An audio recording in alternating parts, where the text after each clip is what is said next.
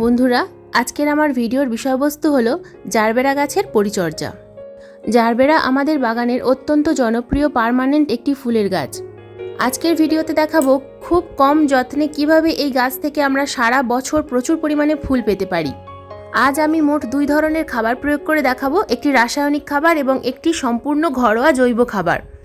Gerbera গাছের নানা রকম সমস্যার সমাধান রয়েছে আজকের ভিডিওতে, তাই এই ভিডিওটা সম্পূর্ণ দেখার অনুরোধ রইল। একটু স্কিপ করো না বন্ধুরা, স্কিপ করলে কিন্তু অনেক কিছুই মিস হয়ে যাবে। নমস্কার, আমি লাবণী, আমার বাগানে তোমাদের সবাইকে জানাই স্বাগত। বন্ধুরা, জারবেরা গাছ মূলত একটি শীতকালীন ফুলের গাছ, কিন্তু সারা বছর এই গাছ থেকে আমরা ফুল পেতে পারি। কিন্তু সারা বছর ফুল পাওয়ার জন্য এই গাছকে সারা বছর আমাদের বাঁচিয়ে রাখতে হবে। এই জারবেরা গাছ খুব সেনসিটিভ একটা গাছ। ফাঙ্গাস প্রবলেমের কারণে এই গাছ কিন্তু খুব সহজেই মারা যায়। কিভাবে কি পরিচর্যা করতে হবে তার সম্পূর্ণ তথ্য রয়েছে আজকের ভিডিওতে। কয়েকটা টিপস আমি বলবো, যে টিপসগুলো ফলো করলে এই জারবেরা গাছ কিন্তু কখনোই মারা যাবে না। কিন্তু তার আগে বলবো বন্ধুরা, জারবেরা গাছ বিভিন্ন ভ্যারাইটির হয়। তো তোমরা যদি নতুন বাগানি হয়ে থাকো এবং জারবেরা গাছ করতে চাইছো, তাহলে এই দেশি ভ্যারাইটির জারবেরা গাছগুলো কিন্তু করতে পারো। আমার বাগানে মোট 2টো ভ্যারাইটির জারবেরা গাছ রয়েছে। সামনেই যেটা দেখতে পাচ্ছ এটা কিন্তু দেশি ভ্যারাইটি, আর যেটা ছোট টবের মধ্যে রয়েছে সেই ভ্যারাইটিটা কিন্তু পট ভ্যারাইটি। বন্ধুরা, তোমরা যদি জারবেরা গাছ তোমাদের বাগানে প্রতিস্থাপন করতে চাও, তাহলে কিন্তু এটাই আদর্শ সময়। এই সময় নার্সারিতে প্রচুর পরিমাণে জারবেরা গাছ পাওয়া যায়। তোমরা জারবেরা গাছ কিনে নিয়ে এসে গাছ প্রতিস্থাপন করতে পারো। আমার চ্যানেলে ভিডিও রয়েছে জারবেরা গাছ প্রতিস্থাপন করার, তো আমি ডেসক্রিপশন বক্সে লিঙ্ক দিয়ে দেবো, তোমরা দেখে নিয়ে প্রতিস্থাপন করতে পারো। এই গাছের মাটি কিন্তু সব সময় ঝুরঝুরে এবং ওয়েল ড্রেনেজ সয়েল তৈরি করতে হয়, যেখানে জল একেবারেই জমে না।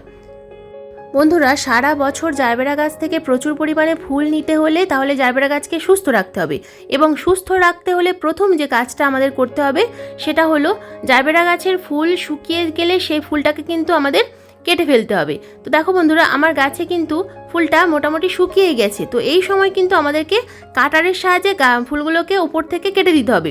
টেনে কিন্তু ছিঁড়তে যাবে না, টেনে ছিঁড়তে গেলে গাছটা কিন্তু মাটি থেকে সোজা উপরে উঠে আসবে। তো কিছুদিন পরে বৃন্তটা শুকিয়ে গেলে তখন কিন্তু ভেঙে দেবে। এবার দ্বিতীয় যে কাজ আমাদের করতে হবে সেটা হলো প্রত্যেক মাসে 2বার করে অন্তত এই গাছের মাটি নিড়ানির সাহায্যে খুব ভালোভাবে খুশে দিতে হবে, এবং যদি মাটির মধ্যে কোনো রকম কোনো আগাছা জন্মায় তাহলে কিন্তু সেই আগাছাটাকে তুলে ফেলতে হবে, কারণ আগাছা আমাদের জারবেরা গাছের খাবারে ভাগ বসাবে এবং গাছের ক্ষতি করবে। এবার আসি তৃতীয় কাজের কথায়। তৃতীয় কাজ হলো, আমরা যখন আমাদের জারবেরা গাছে জল প্রয়োগ করব তখন কিন্তু সব সময় এরকমভাবে পাতাটা তুলে তুলে গাছে জল প্রয়োগ করব, এবং লক্ষ্য করব যে আমাদের গাছের নিচের যে পাতাগুলো রয়েছে সেই পাতার মধ্যে কোনো রকম কোনো ফাঙ্গাস অ্যাটাক হয়েছে কিনা এবং কোনো রকম কোনো পোকার আক্রমণ হয়েছে কিনা। তো দেখো, এই পাতাটার মধ্যে ফাঙ্গাসের আক্রমণ হয়েছে এবং সাথে সাথে একটা মাকড়সার বাসাও হয়েছে। তো এইরকম যে পাতাগুলো তোমরা লক্ষ্য করবে, পাতাগুলো কিন্তু সঙ্গে সঙ্গে গাছ থেকে টেনে ছিঁড়ে ফেলবে, কারণ অথবা কাটারের সাহায্যে কেটে দেবে, কারণ এই ফাঙ্গাস বা পোকামাকড় লাগা পাতা কিন্তু গাছে থাকলে গাছের অন্যান্য পাতারও ক্ষতি করবে এবং ধীরে ধীরে সম্পূর্ণ গাছটায় কিন্তু ফাঙ্গাসের আক্রমণ ঘটবে। তো এই কারণেই কিন্তু এই সমস্ত পাতাগুলোকে গাছ থেকে ফেলে দিতে হবে। এই সামান্য কটা কাজ যদি তোমরা করতে পারো বন্ধুরা, তাহলে তোমাদের জারবেরা গাছে সারা বছর কিন্তু প্রচুর পরিমাণে ফুল ফুটবে। শুধুমাত্র বর্ষার শেষের দিকে কয়েকটা মাস কিন্তু ফুল ফোটে না, তারপর থেকে সারা বছর কিন্তু এই গাছে প্রচুর পরিমাণে ফুল ফোটে। এটি একটি শীতকালীন গাছ হলেও শীতের ঠিক শেষের দিকে কিন্তু এই গাছে প্রচুর পরিমাণে ফুল ফুটতে দেখা যায়, অর্থাৎ বসন্তকালে এই গাছে প্রচুর পরিমাণে ফুল ফোটে। বন্ধুরা, এবার আসি এই গাছে খাবারের ব্যবস্থাপনা। এই গাছে আমরা কি খাবার প্রয়োগ করব। সামনেই তোমরা দেখতে পাচ্ছ আমি এখানে 2টো খাবার নিয়েছি, আরও একটা খাবার এখানে আমি অ্যাড করব। তো প্রথম যে খাবারটা আমি এখানে নিয়েছি সেটা হলো সরিষার গুঁড়ো খোল 1 চামচ পরিমাণ, এবং নিয়েছি 1 চামচ পরিমাণ 10-26-26 এনপিকে 10-26-26, বিভিন্ন জায়গায় এটা সুফলা নামেও পাওয়া যায়। তো এই 2টো খাবারের সঙ্গে আমি আরও একটা খাবার অ্যাড করব, সেটা হলো জিয়ার দানা। এই জিয়ার দানা বন্ধুরা আমাদের গাছে কিন্তু হজমোলার কাজ করবে। গাছের খাবার যেগুলো আমি দিচ্ছি এই খাবারগুলো কিন্তু খুব সহজেই গাছ গ্রহণ করতে পারবে এবং গাছের হজম শক্তি বাড়াবে। তো এই জিয়ার দানা কিন্তু গাছে খুব অবশ্যই প্রয়োগ করবে। যদি না থাকে বাড়িতে তাহলে এই যে দুটো দিলাম সরিষার খোল এবং 10-26-26 এই 2টো প্রয়োগ করবে। এছাড়া আর কিছুই দেওয়ার দরকার নেই। জারবেরা গাছে অতিরিক্ত পরিমাণ নাইট্রোজেন কিন্তু কখনোই প্রয়োগ করবে না। অতিরিক্ত মাত্রায় নাইট্রোজেন প্রয়োগ করলে গাছের পাতা দেখবে সব সময় মুড়ে মুড়ে যাচ্ছে। আর যদি একেবারেই নাইট্রোজেন না প্রয়োগ করো তাহলে দেখা যায় যে গাছের পাতা হলুদ হয়ে যাচ্ছে। সেই কারণেই আমি এখানে 1 চামচ পরিমাণ সরিষার খোল কিন্তু প্রয়োগ করেছি। তোমরা চাইলে সরিষার খোল ভিজিয়েও এই গাছে প্রয়োগ করতে পারো। সেক্ষেত্রে সরিষার খোল 2 চামচ গুঁড়ো খোল 1 লিটার জলে ভিজিয়ে দেবে একদিনের জন্য, এবং তার সাথে 1 চামচ পরিমাণ 10-26-26 জলে ভিজিয়ে রেখে দেবে, এবং তারপর একদিন পর সেই জলটা গাছে প্রয়োগ করবে। এবং 10-26-26 যেটা নিলাম অর্থাৎ সুফলা, তো এই খাবারটা 10 ভাগ রয়েছে নাইট্রোজেন এবং বাদবাকি 26-26 করে রয়েছে ফসফেট এবং পটাশ। তো এই খাবারটা কিন্তু জারবেরা গাছের জন্য খুব প্রয়োজনীয়। জারবেরা গাছের যে স্টিকগুলো রয়েছে এই স্টিকগুলোকে মোটা করতে এই 10-26-26 সারটা কিন্তু খুব প্রয়োজন। এর আগেও আমি তোমাদেরকে দেখিয়েছি এই খাবারটা প্রয়োগ করা, শর্ট ভিডিওতে দিয়েছিলাম, তো আবারও তোমাদের দেখাচ্ছি। তো এই খাবারটা কিন্তু তোমরা মাসে 2 বার করে প্রয়োগ করবে, অর্থাৎ 15 দিন অন্তর অন্তর। তো দেখো সামান্য পরিমাণ জল আমি এখানে প্রয়োগ করলাম খাবার প্রয়োগ করার পর।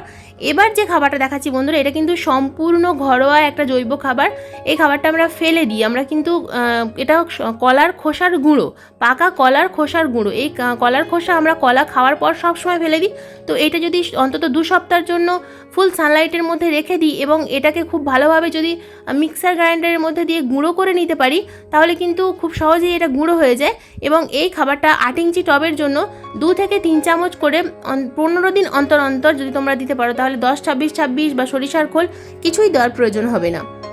আর মাসে একবার করে ভার্মি কম্পোস্ট অথবা 1 বছরের পুরনো গোবর সার এই গাছে কিন্তু মাটিতে অবশ্যই প্রয়োগ করবে। আর কিভাবে এই গাছের মাটি আমি তৈরি করেছিলাম সেটাও কিন্তু আমার চ্যানেলে রয়েছে, আমি আবারও বলছি, সেই ভিডিও দেখে তোমরা অবশ্যই প্রতিস্থাপন করো। তোমাদের গাছও কিন্তু এরকম সুন্দর ঝোপালো তৈরি হবে এবং প্রচুর পরিমাণে গাছে ফুল আসবে। তো বন্ধুরা এবার দেখাই যে গাছে বিভিন্ন রকম যে ফাঙ্গাস অ্যাটাক করে, সেই ফাঙ্গাস অ্যাটাকের হাত থেকে বাঁচতে হলে আমাদের কি প্রয়োগ করতে হবে। আমার হাতে যেটা দেখলে এটা হলো স্যাপ ফাঙ্গিসাইড। এই স্যাপ ফাঙ্গিসাইড তোমরা কিভাবে প্রয়োগ করবে সেটা এবার দেখে নাও।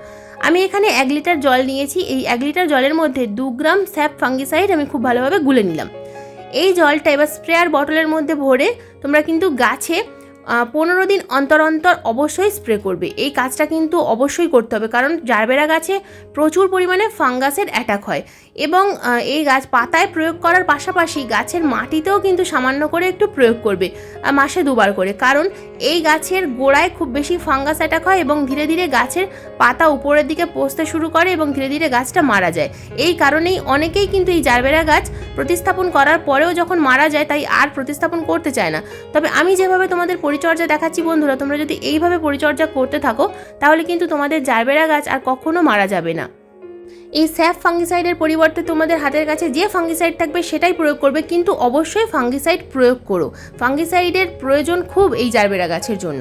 তো দেখো বন্ধুরা এবার বলি, এই গাছে বিভিন্ন রকম কিন্তু পোকামাকড়ের অ্যাটাক হয় না, খুব বেশি পোকামাকড়ের অ্যাটাক হয় না। তবে মাসে 2 বার করে কিন্তু যে কোনো কীটনাশক এই গাছে অবশ্যই প্রয়োগ করতে হবে। অনেক সময় দেখা যায় এই গাছের কুঁড়িগুলো কুঁকড়ে রয়েছে, খুব ভালোভাবে ফুটছে না, কিংবা পাতা মুড়ে রয়েছে, তো তখন কিন্তু আমাদেরকে এই গাছে যে কোনো একটা কীটনাশক অবশ্যই প্রয়োগ করতে হবে।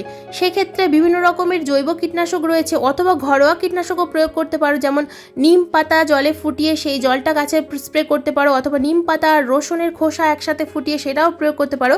কিন্তু আমি আজকে যেটা দেখাবো তোমাদের, এটা হলো কাকা। এটা কিন্তু একদম সম্পূর্ণ একটা জৈব কীটনাশক। এটা তোমরা অবশ্যই গাছে প্রয়োগ করতে পারো, গাছের কিন্তু কখনোই কোনো ক্ষতি হয় না। মাসে 2 বার করে এই কাকা পেস্টিসাইড ঠিক বিকেলের সময় গাছে যদি প্রয়োগ করতে পারো, 1 লিটার জলে 2 ml ভালোভাবে গুলে নিয়ে গাছে 15 দিন অন্তর অন্তর প্রয়োগ করলে গাছের মধ্যে কিন্তু কোনো রকম কোনো পোকামাকড়ের অ্যাটাক হয় না। এছাড়াও তোমরা সুপার সোনাটা ব্যবহার করতে পারো। ফাঙ্গিসাইড এবং কীটনাশক প্রয়োগ করার মাঝে মাঝে একবার করে মাসে 2 বারই তোমরা কিন্তু একবার করে যে কোনো একটা অনুখাদ্য এই গাছে প্রয়োগ করবে, অথবা বায়োভিটা এক্স সিউইড এক্সট্রাক্ট, যে কোনো সিউইড এক্সট্রাক্ট, শুধু যে বায়োভিটা এক্স তা নয়, বিভিন্ন রকমের সিউইড এক্সট্রাক্ট পাওয়া যায় বিভিন্ন কোম্পানির। তো তোমাদের হাতের কাছে যেটা থাকবে তোমরা সেটাই এই গাছে কিন্তু প্রয়োগ করবে, তাহলে কিন্তু দেখবে অসাধারণ রেজাল্ট এই জারবেরা গাছে পাওয়া যায়। বন্ধুরা তোমরা যদি কলার খোসার গুঁড়ো না করতে পারো, সেক্ষেত্রে কলার খোসা 3 দিনের জন্য ভিজিয়ে রেখে সেই জলটাও কিন্তু গাছে প্রয়োগ করতে পারো। বন্ধুরা দেখো, এগুলো আমার মাটিতে বসানো মাদার প্ল্যান্ট জারবেরা গাছের। এই গাছে আমি সপ্তাহে একবার করে পাতলা করে সরিষার খোল ভেজানো জল এবং মাসে 2 বার করে 10-26-26 একই খাবার এই গাছে প্রয়োগ করি, এবং টবের গাছে যখন কীটনাশক বা ফাঙ্গিসাইড প্রয়োগ করি এই গাছেও প্রয়োগ করি। তো দেখো এখানেও কিন্তু প্রচুর পরিমাণে ফুল ফুটে রয়েছে। তো এই যে ফুলগুলো ফুটে যাবে, এই শুকিয়ে যাওয়া ফুলগুলোকে কিন্তু টেনে তুলে ফেলে দিতে হবে, অথবা কাঁচির সাহায্যে কেটে ফেলে দিতে হবে। এগুলো কিন্তু অবশ্যই ফেলতে হবে, তবেই কিন্তু গাছে আবার নতুন করে কুঁড়ি আসবে। এগুলো থাকলে গাছে কিন্তু কুঁড়ি আসতে চায় না। তো দেখো নিচের দিক থেকে এই যে ব্রাউন ডালটা, এটা হালকা করে টান দিলেই কিন্তু ঠিক গোড়ায় থেকে উঠে এলো। তো তোমরা যদি না এটা করতে পারো তাহলে কাঁচির সাহায্যে বা কাটারের সাহায্যে কেটে দেবে। এবার বলবো এই গাছকে তোমরা কোথায় রাখবে। এই গাছ কিন্তু ফুল সানলাইট খুব পছন্দ করে, কিন্তু সেটা শুধুমাত্র শীতকালে। অন্যান্য সময় কিন্তু এই গাছ এমন জায়গায় রাখবে যেখানে সকাল থেকে দুপুর 11টা পর্যন্ত সূর্যালোক লাগে। গ্রীষ্মের দুপুরের অতিরিক্ত চড়া রোদ্দুরে এই গাছ থাকলে কিন্তু গাছ ঝিমিয়ে যাবে এবং পাতা পড়ার সমস্যা দেখা দেবে। তো বন্ধুরা, এই ছিল আজকের আমার জারবেরা গাছের পরিচর্যা, খুব সহজ সরল পরিচর্যা। এইভাবে যদি তোমরা পরিচর্যা করতে পারো এবং আমার ভিডিও দেখে যদি তোমরা প্রতিস্থাপন করো, তাহলে কিন্তু তোমাদের জারবেরা গাছ আর কখনোই মারা যাবে না। যদি ভিডিওটা ভালো লাগে তাহলে একটা লাইক করো, শেয়ার করো, আর চ্যানেলে যদি নতুন বন্ধু হয়ে থাকো তাহলে চ্যানেলটাকে সাবস্ক্রাইব করে পাশের বেল আইকনটা প্রেস করে দিও। কারণ আমি প্রত্যেক দিন সন্ধ্যে 6টায় নিত্য নতুন ভিডিও আপলোড করি। যখনই ভিডিও আপলোড করব তোমাদের মোবাইল স্ক্রিনে অথবা কম্পিউটার স্ক্রিনে পৌঁছে যাবে। ভিডিওটা সম্পূর্ণ মনোযোগ দিয়ে দেখার জন্য তোমাদের সবাইকে জানাই অসংখ্য অসংখ্য ধন্যবাদ।